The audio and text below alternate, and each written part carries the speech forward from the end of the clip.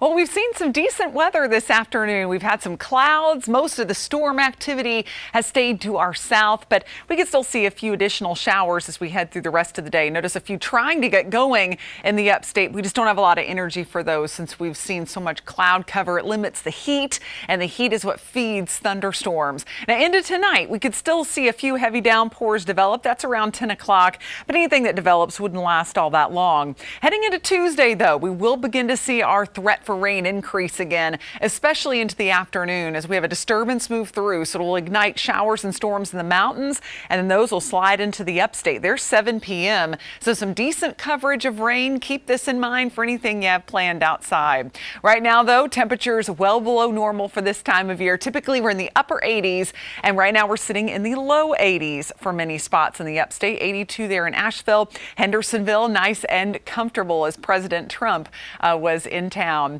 A temperature of right around 70 at 8 a.m. tomorrow morning. We'll keep some of those clouds early, and then going on into the second half of the day, upper 70s to mid 80s, and those scattered storms, about a 40% chance that you'll see some rain. So on the Carolina Sky Meter, we're going right in the middle with a 6, since there is a pretty decent chance the afternoon could get marred with a little bit of rainfall.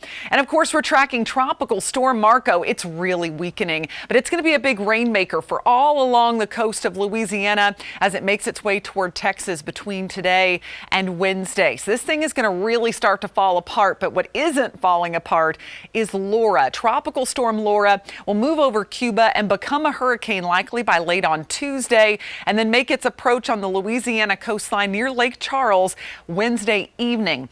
After that, the big question is, what's it going to do? When will it make its turn?